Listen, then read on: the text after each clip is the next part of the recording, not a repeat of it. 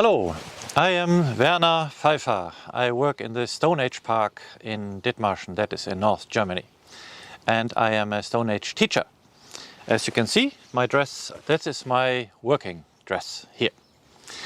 I am originally from Namibia, and there I learned a lot of skills from the Bushmen.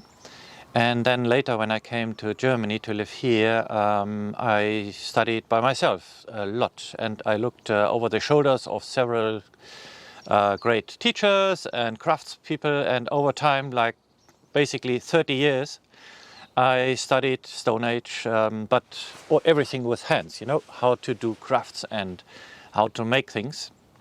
And one of our one of the stuff that I do here today is I will show you how to make a net, a fishing net from local material. So, and I do this as an experiment, obviously, to find out myself how things work. So the net making is a wonderful process which I also teach to visitors when they come and are interested, or I give workshops how to do that. And actually I learned it via YouTube.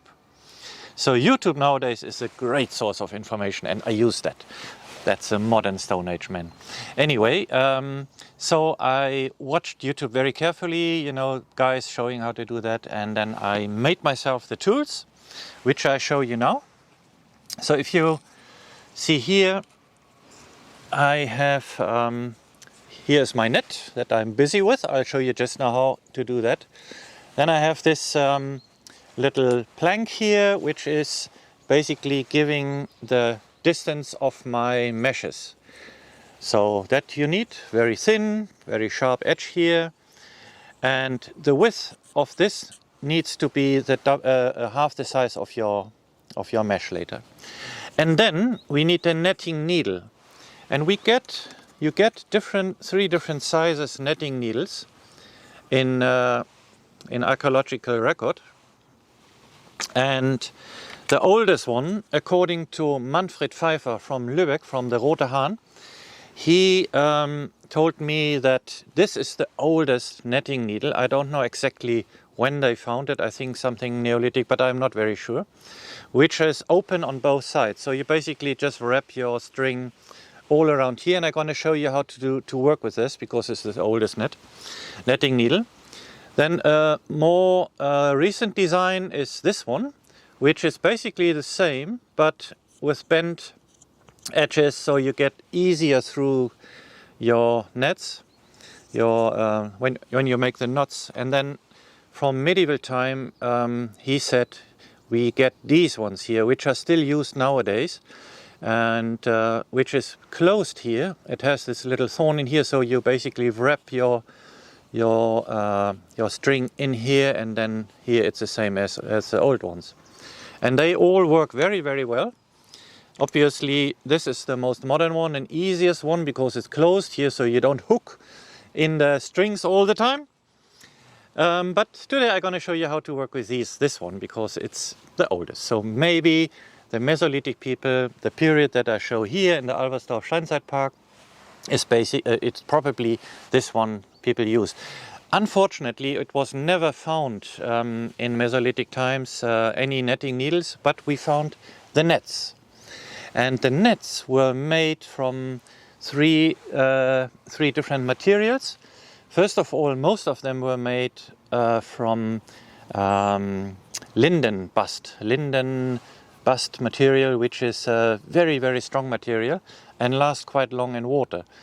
And then another material was used was willow bark. So you strip off the willow bark, fresh green from the tree, probably in spring and summertime when you lose it very easily. Then you twist it and then you use it. When it dries out, it breaks very easily. So I think they used it either for only for short times, or they kept the nets in the water to keep them flexible. And then the other material they used in Mesolithic times were nettle fibers. And I have a net with nettle fibers here, which I made as an experiment. And this is a demonstration net made out of nettle fibers. It is very brown now because they hang in my hut here and the smoke tanned it, so it looks very, very brown. Nettle fibers normally are white, like this one here. And the one that I have here that I use now, that is linen, and basically flax. And that was used much later than I think from Neolithic or Bronze Age times. But I can buy this in big amounts without making it myself. So most of my nets I do with this easy material. Okay, so this is linen bust. Okay, so now I show you what's it about a fishing net is. You know, so what are the contents of a fishing net? So basically, first of all, obviously you need your net. This is now this nettle fiber net that I made here. You need to make the meshes as big as the fish you hope to catch. This is a standing net which you just put in water, hang it basically over a bay or in a river. And the fish, the idea is that the fish swims in, get stuck because it's too fat, wants to go back and get hooked behind the Kiemen. What is Kiemen? I don't know. Anyway, the gills, and so it's stuck. So what this net will catch is only a fish that is that big. Nothing, everything smaller just swims through, and the bigger ones bump in and bump out again. So I made this for trout species, fishes or very big perch that might get stuck here. And this is the fish that you would find in any Nordic waters at any time in our area. And then you see there's a bigger rope up here. This is the upper rope that will swim up, and you hold it, you let it swim up with swimmers, which are made from dry wood that float. Or you can use birch bark that you just wrap around here. They all swim. That keeps your net up. And the meshes should be open like this. Otherwise the fish don't know where to go in. And on the bottom you need something to keep the net down so that it hangs like a curtain. And here I have stones, just round pebbles that I found. And I experience with different bindings. So this is spruce bark that I wrapped around. Then I made a little net type of thing also with spruce bark where I put the stones in, and just to see how they work. And they all seem to work fine. And then obviously you make the net as deep as you need. So normally I make my nets about 2 meters deep, because then you have a huge variety of depth that you can fish off. And obviously you need a very long net that the fish don't swim around. So I normally make them around like 10 meters long by 2 meters deep. And then I hope to fish one day. Unfortunately in Europe nowadays, fishing with net, me as layman, it's completely forbidden. You need a fishing license and many administrative things to do that. So I could never try if my nets work or not. But I guess so, because they look more or less like the prehistoric ones that we have. There had been many founds in Mesolithic times here in North Germany and Denmark, and they look more or less the same. There are several different types of knots, and the knot that I'm using here is supposedly also the same knot that they used in prehistoric times.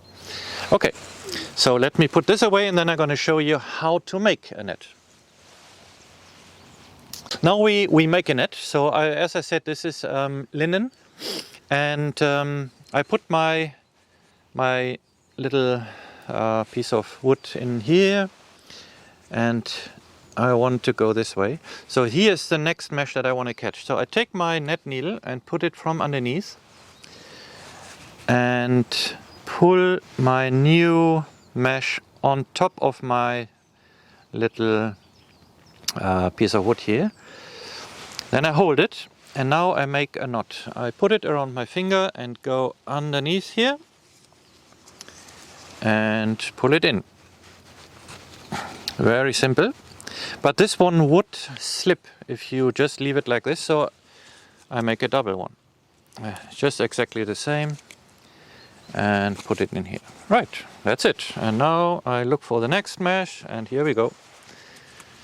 Pull it on my piece of wood and make my knot. And another one. And that's it. And now a few thousand times a knot next to the other knot. And the whole process for me sitting here in Albersdorf working on the net a few hours a day or sometimes only a few hours a week, it normally takes me about a whole summer to make a big net, 10 meters by 2 meters. But it's also because I don't work all the time every day. I have many other things to do here, attend visitors and so on. But it's a very nice, also a very nice demonstration for visitors to see, to show them how to make nets.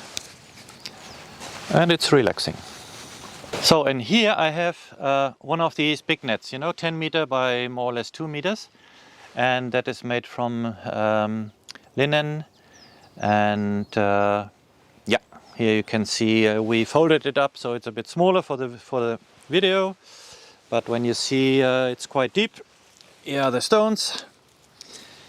And here are the swimmers. And hopefully one day we will have many fat trout going in there. All right.